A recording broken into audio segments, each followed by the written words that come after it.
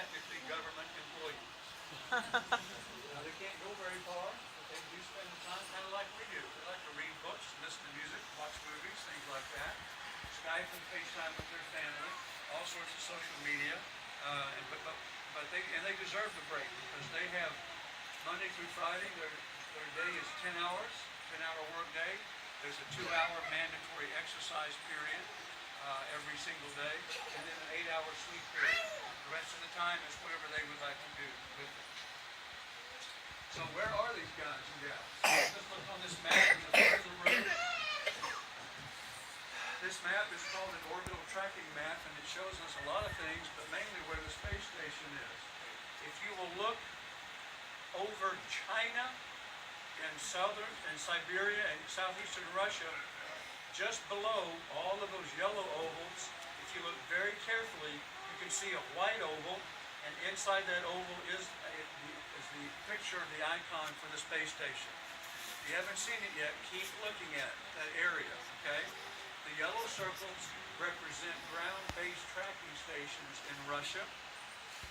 And right now the space station is being handed over to the Russian Mission Control, and they'll be talking with their people for about 20 minutes or so, and then we'll pick it up here again here in Houston in about 15 minutes. But if you can find that space station, it's inching up towards the northeast of the map. The space station is orbiting 250 miles above our head at 17,500 miles an hour, or 28,000 kilometers an hour. That's 5 miles per second, 8 kilometers per second. That's really fast. The space station takes only 90 minutes to go around the Earth one time.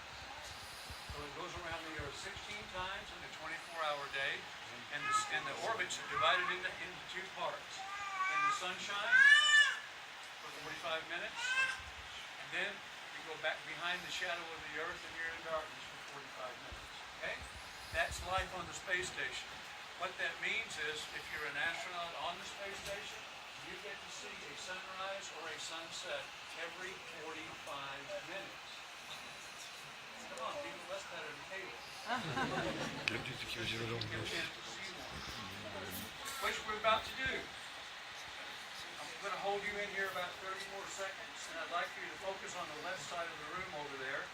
Especially, there's a block of six camera angles, and if you look at the one in the upper left-hand corner, that's the horizon of the Earth, and the sun is about to pop over the horizon, and you're also going to get a chance to see tiny portions of the space station. If you have a camera ready to go, you might want to fire it up, because this is a very rare view.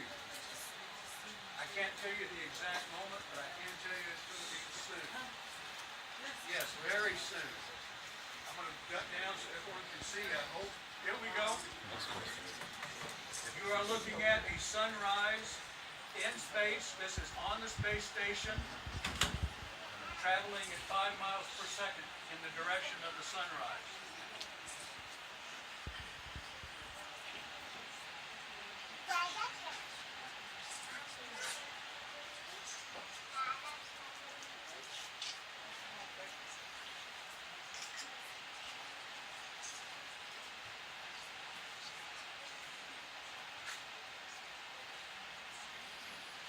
So if you were an astronaut on the space station and you missed that sunrise, you don't need to panic, because you've got 15 other chances in the same day to catch another sunrise.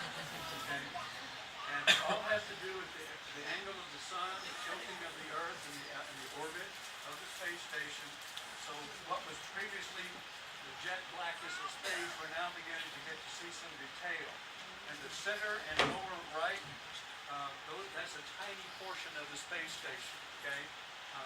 And I say tiny portion because the space station is as big as a 5-bedroom house and weighs 450 tons if it were here on the Earth.